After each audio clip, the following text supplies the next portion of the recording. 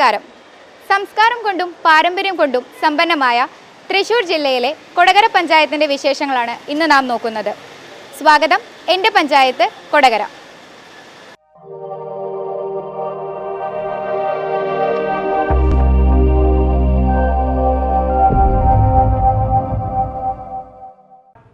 കൊടകര ദേശീയപാതയിലൂടെ കടന്നുപോകുമ്പോൾ കൊടകരയുടെ ഹൃദയത്തെ താണ്ടി വേണം സഞ്ചരിക്കാൻ.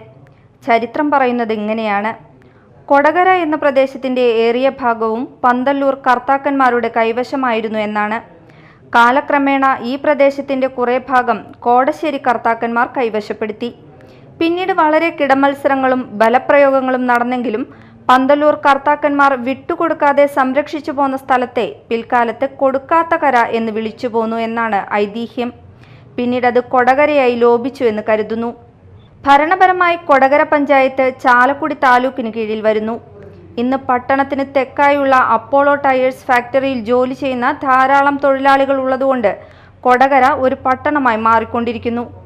കൊടകരയുടെ സമീപ പ്രദേശത്തുകൂടെ ഒഴുകുന്ന കുറുമാലിപ്പുഴ, കൊടകരയിലൂടെ കടന്നുപോകുന്ന തോടുകൾ, ചാലക്കുടി പുഴയിൽ നിന്നും ജലസേചനത്തിനായി നിർമ്മിച്ചിരിക്കുന്ന കനാലുകൾ, ചിറകൾ, കുളങ്ങൾ എന്നിവയാണ് പ്രധാന ജലസ്രോതസ്സുകൾ. പണ്ട് ധാരാളം നെൽവയലുകൾ ഉണ്ടായിരുന്ന ഈ പ്രദേശം വികസനത്തിൻ്റെ ഭാഗമായും ജനസാന്ദ്രത വർദ്ധിച്ചതോടെയും കൃഷിയിടങ്ങളുടെ വ്യാപ്തി കുറഞ്ഞ് ഇപ്പോൾ ഒരു ചെറു പട്ടണത്തിൻ്റെ രൂപം കൈക്കൊണ്ടിട്ടുണ്ട്. ഭൂവിസ്തൃതി കുറവാണെങ്കിലും സാമ്പത്തികമായി ഉയർന്ന നിലയിലുള്ള ഒരു തദ്ദേശ സ്വയംഭരണ സ്ഥാപനമാണ് കൊടകര ഗ്രാമപഞ്ചായത്ത്. തൃശ്ശൂർ ജില്ലാ പഞ്ചായത്തിന് കീഴിലുള്ള കൊടകര ബ്ലോക്ക് പഞ്ചായത്തിലെ 7 ഗ്രാമപഞ്ചായത്തുകളിൽ ഒന്നാണ് കൊടകര. ബ്ലോക്ക് പഞ്ചായത്ത് ആസ്ഥാനം പുതുക്കാട്. നിലവിൽ LDF ആണ് കൊടകര ഗ്രാമപഞ്ചായത്ത് ഭരണം കൈയാളുന്നത്. അമ്പിളി സോമനാണ് പ്രസിഡന്റ്. കൊടകര ഗ്രാമപഞ്ചായത്തിനെ മാലിന്യമുക്തമാക്കാൻ ശ്രമിച്ച് അതിൽ വിജയം നേടിയെന്നാണ് പ്രസിഡന്റ് അമ്പിളി സോമന്റെ അവകാശവാദം. നമുക്ക് 3ാമത്തെ വർഷം നമുക്ക് സാധാരണ രീതിയിലുള്ള പദ്ധതികളാണ് ഏറ്റെടുക്കാൻ കഴിഞ്ഞിട്ടുള്ളത്. അതിൻ്റെ ഒരു മിഡിൽ വെച്ചിട്ട് നമുക്ക് മാലിന്യ സംസ്കരണ രംഗവുമായി ബന്ധപ്പെട്ട് സർക്കാർ ഉത്തരവുകൾ വരികയും കോടതി ഉത്തരവ് പ്രകാരം ഗ്രാമപഞ്ചായത്തുകളെല്ലാം ഏറ്റെടുത്തതുപോലെ കൊടകര ഗ്രാമപഞ്ചായത്തും മാലിന്യമുക്ത ഗ്രാമപഞ്ചായത്താക്കാനുള്ള പ്രവർത്തനങ്ങൾ ഏറ്റെടുത്തു. നമ്മളുടെ ഗ്രാമപഞ്ചായത്ത് ഇപ്പോൾ മാലിന്യമുക്ത ഗ്രാമപഞ്ചായത്തായിട്ട് പ്രഖ്യാപനം കഴിഞ്ഞതാണ്. അപ്പോൾ ഇതുപോലെ തന്നെ കോവിഡ് പ്രവർത്തനം മറ്റൊരു രീതിയിലാണെങ്കിൽ മാലിന്യ സംസ്കരണ രംഗത്ത് ഉള്ള ഇടപെടൽ വേറൊരു രീതിയിലുള്ള സങ്കീർണമായൊരു പ്രക്രിയയാണ്. ഇപ്പോഴും നമുക്കതൊരു പരിപൂർണമായി നമ്മുടെ നാട് ആ രീതിയിലേക്ക് വളർന്നു എന്ന് നമുക്ക് പറയാൻ കഴിയില്ല. പക്ഷേ നിയമപരമായും അല്ലാത്ത രീതികളിലൂടെയും മാലിന്യത്തെ കൈകാര്യം ചെയ്യാൻ ജനങ്ങളും ജനപ്രതിനിധികളും മറ്റ് സംവിധാനങ്ങളും പഠിച്ചു എന്നുള്ളതാണ്. അപ്പോൾ ചില കാര്യങ്ങൾ നിയമപരമായിട്ട് നേരിടാം, ചില കാര്യങ്ങൾ നമ്മളത് എടുത്തു മാറ്റേണ്ട സ്ഥിതിവിശേഷം ഉണ്ടാവും. പൊതുജനങ്ങൾ പല രീതിയിൽ ഇതിനോട് പ്രതികരിക്കുന്നുണ്ട്.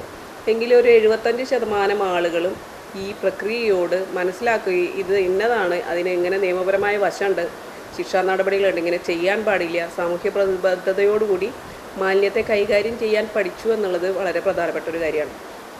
ഇപ്പോൾ സർക്കാർ ഉത്തരവ് വരുന്നതിന് മുമ്പ് തന്നെ കൊടകര ഗ്രാമപഞ്ചായത്തിനകത്ത് കഴിഞ്ഞ 2015-16 കാലഘട്ടം മുതൽ അപ്പോളോ ടയേഴ്സുമായിട്ട് ലിങ്ക് ചെയ്തുകൊണ്ട് ഇവിടെ ഒരു പൈലറ്റ് പ്രോജക്റ്റ് നിന്നിരുന്നു. CSR ഫണ്ട് ഉപയോഗിച്ചുകൊണ്ട് കൊടകര ഗ്രാമപഞ്ചായത്ത് മുമ്പേ ഇവിടെ 10 വാർഡുകളിൽ നിന്ന് പ്ലാസ്റ്റിക് കളക്ഷൻ എന്ന് പറയുന്ന രീതിയിൽ ഒരു പരിപാടി മുമ്പേ ആരംഭിച്ചിട്ടുണ്ടായിരുന്നു. കോവിഡിൻ്റെ സമയത്ത് അത് നിന്നുപോയി എന്നുള്ളതാണ്.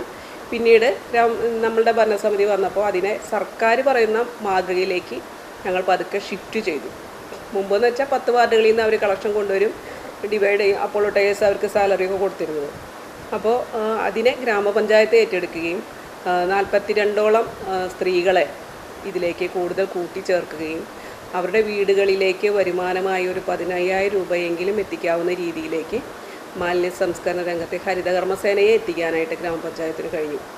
അതൊരു വലിയ നേട്ടമായിട്ടാണ് കരുതുന്നത്. പല പഞ്ചായത്തുകളിലും യങ് ആയിട്ടുള്ള ആളുകളെ മാത്രമാണ് ഇതിലേക്ക് കോപ്റ്റ് ചെയ്യുന്നത്. പക്ഷേ ഞങ്ങൾ പണ്ട് തൊട്ടേയുള്ള ആളുകളെ ഇതിൽ നിന്ന് വിടാതെ തന്നെ അവർക്കും ജോലി സാധ്യത ഉറപ്പാക്കിക്കൊണ്ട് വീണ്ടും തുടരുകയാണ്. പിന്നെ തുടർന്നും വരുന്ന ആളുകളെ ഇതിൽ ഉപയോഗിക്കുന്നുണ്ട്. സോർട്ടിങ്ങിന് വേറൊരു ടീമിനെ അറേഞ്ച് ചെയ്തിട്ടുണ്ട്. ഇപ്പോൾ ടൺ കണക്കിന് പ്ലാസ്റ്റിക്കാണ് ഒരു മാസം നമ്മുടെ ഗ്രാമപഞ്ചായത്തിൽ നിന്ന് കയറ്റി വിടുന്നത്. ജനസാന്ദ്രത ഏറ്റവും കൂടുതലുള്ളൊരു ഗ്രാമപഞ്ചായത്താണ്, 19 വാർഡുകൾ. പക്ഷേ ആളുകളുടെ ഹൗസ് ഹോൾഡ്സിൻ്റെ എണ്ണം കൂടുതലാണ്. നല്ല റഷാണ്. ഇപ്പോൾ നിങ്ങൾ വന്നപ്പോൾ കണ്ടിട്ടുണ്ടാവും കൊടകര ടൗണൊക്കെ. അപ്പം അത്രയും തിരക്കുള്ളൊരു സ്ഥലമാണ്. ഉപഭോഗം വളരെ വലുതാണ്. അപ്പോൾ ബോട്ടിൽ ബൂത്തുകളൊക്കെ നമ്മൾ സ്ഥാപിച്ചിട്ടുണ്ട്. പക്ഷേ ഇനിയും നമുക്ക് ഈ മേഖലയിൽ ഇനിയും ഡെവലപ്മെൻറ്റ്സ് കൊണ്ടുവരാനുണ്ട്. ഇപ്പോൾ ഇവിടെ ഡയപ്പർ പാഡ് ഡിസ്ട്രോയർ നിർമ്മാണം തുടങ്ങിയിട്ടുണ്ട്. അത് അടുത്ത് തന്നെ പൂർത്തീകരിച്ച് ജനങ്ങൾക്ക് ഉപകാരപ്രദമായ രീതിയിലേക്ക് കൊണ്ടുവന്നെത്തിക്കാൻ കഴിയുമെന്നാണ് വിശ്വസിക്കുന്നത്. ഇനി അടുത്ത് തന്നെ 2 ദിവസത്തിനുള്ളിൽ നമുക്കിവിടെ ഒരു ജൈവ മാലിന്യ സംസ്കരണ പ്ലാന്റ്, അതിൻ്റെ മെഷീനറി നമ്മുടെ ജില്ലാ ഭരണകൂടം നമുക്ക് തരാമെന്ന് പറഞ്ഞിട്ടുണ്ട്. അപ്പോൾ അതിൻ്റെ ഡെമോൺസ്ട്രേഷൻ എന്ന രീതിയിൽ ഒരു 2 മാസം നമുക്ക് അതിവിടെ മാർക്കറ്റിൽ എവിടെയാണോ വേസ്റ്റ് ജനറേറ്റ് ചെയ്യുന്നത് അവിടെ വെച്ചുകൊണ്ട് അതിനെ എങ്ങനെ ജൈവവളാക്കി മാറ്റാം എന്നുള്ളതിനെക്കുറിച്ചുള്ള ഒരു ഡെമോൺസ്ട്രേഷൻ നടത്താമെന്നുണ്ട്. 2 മാസത്തേക്ക് അതിൻ്റെ ഒരു എക്സ്പീരിയൻസ് അവരുടെ കമ്പനീനെ വന്ന് നമുക്കത് എങ്ങനെ ചെയ്യും എന്നുള്ളത് പഠിപ്പിച്ച് തരാം എന്നുള്ളത് പറഞ്ഞിട്ടുണ്ട്. അപ്പോൾ നാളെ അതിൻ്റെ ആളുകൾ ഉദ്യോഗസ്ഥരിവിടെ വന്ന് നോക്കാനായിട്ട് വരുന്നുണ്ട്. നമ്മളൊരു സ്ഥലം കാണിച്ചു കൊടുത്താൽ മതി, വലിയ എക്സ്പെൻസ് ഒന്നും ഇല്ലാത്ത രീതിയിൽ അത് കൈകാര്യം ചെയ്യാനുണ്ട്. അപ്പോൾ ജൈവ മാലിന്യമാണ് ഇപ്പോൾ എല്ലാ തദ്ദേശ സ്വയംഭരണ സ്ഥാപനങ്ങളിലും പ്രധാനപ്പെട്ട ഒരു വിഷയം. അതിൽ ഉപാധികൾ നമ്മൾ കൊടുത്താലും ആളുകൾ ചിലപ്പോൾ അതിൻ്റെ യൂസർ ഫീ തരാനുള്ള മടിക്ക് റോഡിൽ തന്നെ വലിച്ചെറിയുന്ന രീതിയാണ് കാണാറുള്ളത്. നമ്മളെ സംബന്ധിച്ചിടത്തോളം ഹൈവേയുടെ ഓരത്തൊന്നും വേസ്റ്റ് കിടക്കുന്ന ദൃശ്യങ്ങൾ കാണുന്നില്ല ഇവിടെ. അതൊരു കുഴപ്പമില്ലാത്തൊരു മേഖലയാണ്. മാർക്കറ്റാണ് നമുക്കുള്ളൊരു വെല്ലുവിളി.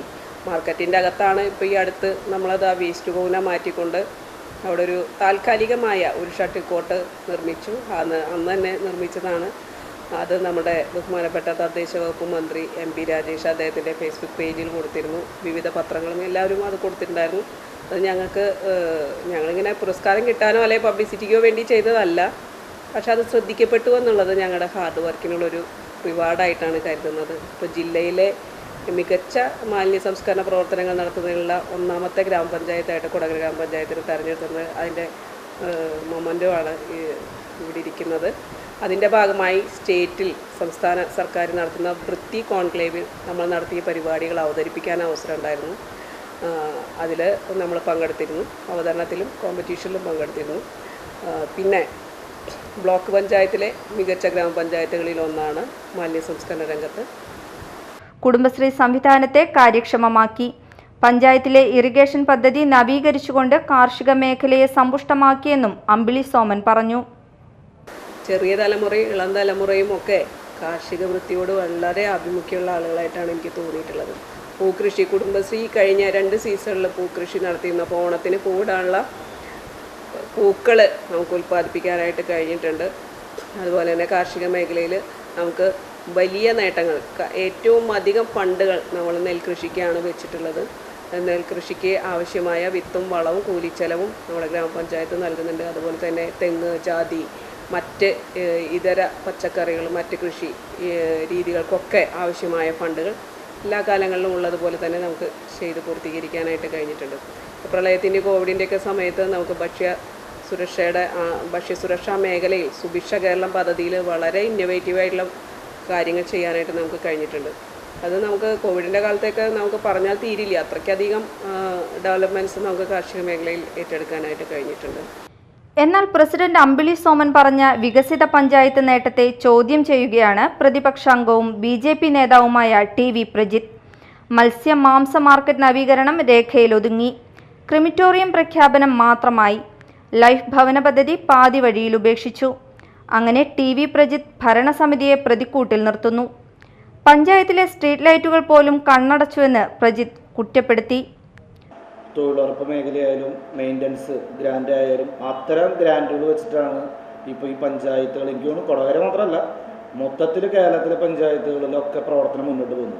കാരണം ഇപ്പോൾ പുതിയ റോഡുകൾ, ഇപ്പോൾ നമ്മുടെ പഞ്ചായത്തിൻ്റെ അല്ലെങ്കിൽ സംസ്ഥാന സർക്കാരിൻ്റെ മികവ് പറയുകയാണെങ്കിൽ പുതിയ റോഡുകൾ നമുക്ക് നിർമ്മിക്കാൻ പറ്റും. കഴിഞ്ഞ 3-4 വർഷമായിട്ട് പുതിയ റോഡുകളുടെ നിർമ്മാണം എവിടെയും നടക്കുന്നില്ല പ്രാദേശികമായിട്ട്.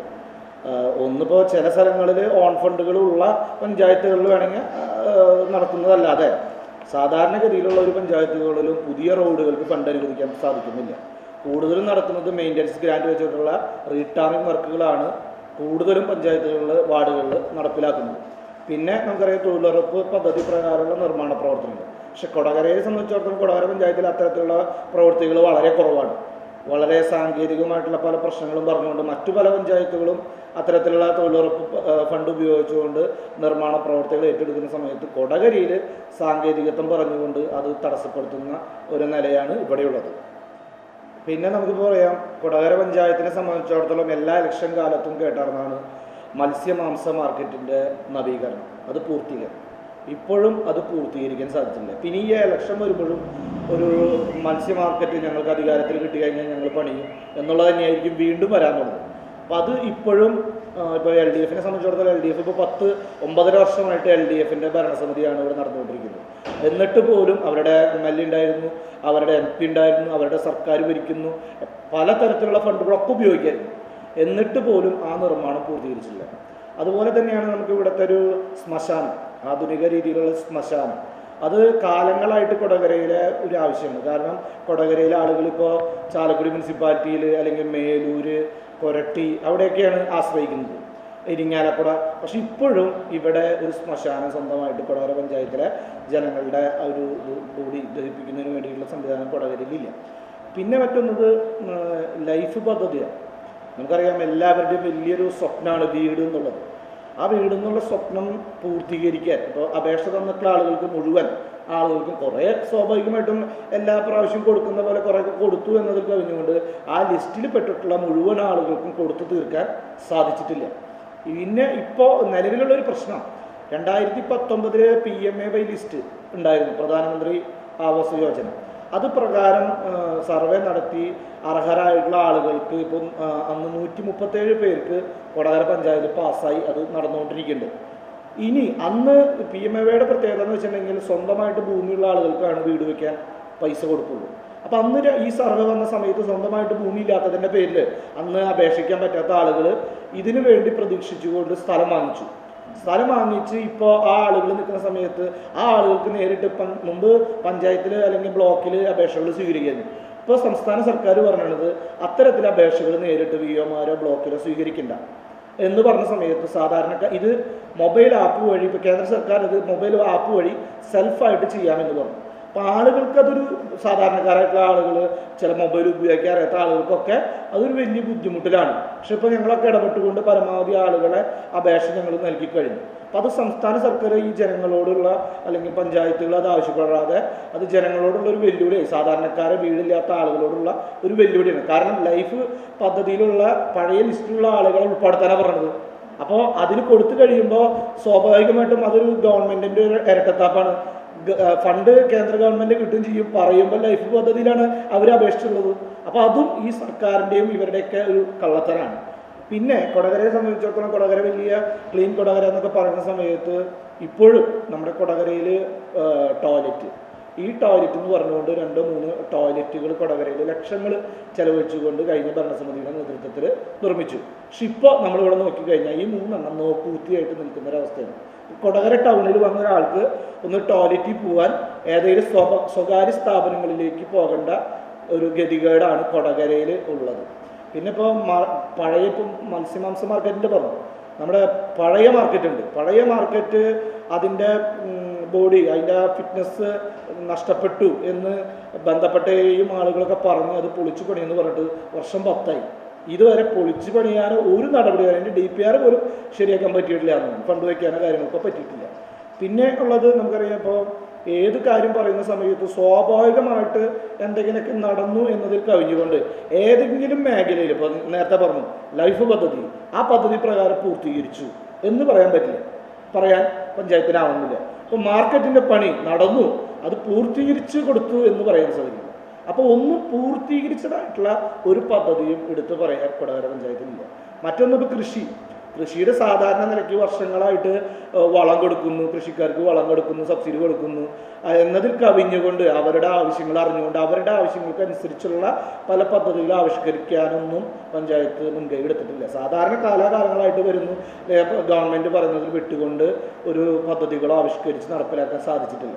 മറ്റൊന്ന് ഇപ്പോൾ നമുക്ക് പറയുന്ന സമയത്ത് കൃഷി മേഖലയിൽ വന്നിട്ടുള്ള ഗ്രോത്ത്, ഇപ്പോൾ നമ്മൾ ലക്ഷക്കണക്കിന് കോടിക്കണക്കിന് രൂപ ചെലവഴിക്കുന്നു. അതിൽ എന്ത് തരത്തിലുള്ള പുരോഗമനമാണ് കൃഷി മേഖലയിൽ ഉണ്ടായത് എന്ന് പറയാൻ പഞ്ചായത്തിൻ്റെ ഭരണാധികാരികൾ തയ്യാറാവണം. കാരണം നമ്മൾ കോടിക്കണക്കിന് രൂപ ചെലവഴിച്ച് പോകുന്നു. എന്ത് മാറ്റമാണ് കൃഷി മേഖലയിൽ വന്നിട്ടുള്ളത് എന്ന് സാധാരണക്കാരായിട്ടുള്ള നികുതി കൊടുക്കുന്ന ആളുകൾക്ക് അറിയാൻ താല്പര്യമുണ്ട്. അതൊന്നും പറയാൻ അല്ലെങ്കിൽ അത്തരത്തിലുള്ള ഒരു കാര്യങ്ങളൊന്നും പറയാൻ തയ്യാറാവുന്നില്ല. ഇത്തരം കാര്യങ്ങളാണ് നമുക്കുള്ളത്. പിന്നെ മറ്റൊന്ന്, ഞങ്ങൾ വഴി വെളിച്ചം നമ്മുടെ സ്ട്രീറ്റ് ലൈന് 2 വർഷമായിട്ട് പഞ്ചായത്ത് പൈസ പ്രോജക്റ്റ് വെച്ച് കഴിഞ്ഞിട്ട് ഇതുവരെ അത് പൂർത്തീകരിക്കാൻ പറ്റില്ല. പല മേഖലകളിലും സ്ട്രീറ്റ് ലൈറ്റ് ഇല്ലാത്ത വലിയൊരു ദുരവസ്ഥ വാർഡ് മെമ്പർമാരായിട്ടുള്ള ഞങ്ങളൊക്കെ അനുഭവിക്കുകയാണ്. ഇപ്പോഴും ഈ സ്ട്രീറ്റ് ലൈൻ വലിച്ച് പൂർത്തീകരിച്ചത് ഇപ്പം പഞ്ചായത്തിൽ ചോദിക്കുന്ന സമയത്ത് KSEBക്ക് അടിച്ചു എന്ന് പറഞ്ഞു. KSEBക്കാർ പറഞ്ഞു മെറ്റീരിയൽസ് ഇല്ല എന്നൊക്കെയുള്ള അങ്ങോട്ടും ഇങ്ങോട്ടുള്ള വാഗ്വാദങ്ങളുടെ പേരില്ലാതെ പണി പൂർത്തീകരിക്കാൻ ഇതുവരെ സാധിക്കുന്നില്ല. അതൊരു വലിയൊരു ബുദ്ധിമുട്ടാണ്. കൊടകര മാറുകയാണ് കാലത്തിനൊപ്പം. രാഷ്ട്രീയ പ്രബുദ്ധതയുള്ള ഒരു പഞ്ചായത്ത്, കലാ സാംസ്കാരിക ഔന്നിത്യങ്ങൾ പുലർത്തുന്ന പഞ്ചായത്ത് എന്നീ നിലകളിൽ കൊടകരയുടെ ജനമനസ്സ് ഇനി എങ്ങനെ എന്ന് വരും നാളുകളിൽ അറിയാം. വികസനം, ക്ഷേമം എന്നിവ എല്ലാവരിലേക്കും എത്തിക്കാൻ ശേഷിയുള്ള ഭരണസാരഥ്യം കൊടകരയെ കാത്തിരിക്കുന്നു. ഭരണപ്രതിപക്ഷങ്ങൾ സംവാദങ്ങൾ തുടരുമ്പോൾ കൊടകരയുടെ കഥ ഇവിടെ അവസാനിക്കുന്നില്ല. പുത്തൻ പ്രതീക്ഷകളും സ്വപ്നങ്ങളുമായി അത് തുടരുന്നു. മറ്റൊരു പഞ്ചായത്തിന്റെ വിശേഷങ്ങളുമായി അടുത്ത എപ്പിസോഡിൽ കാണാം. നന്ദി, നമസ്കാരം.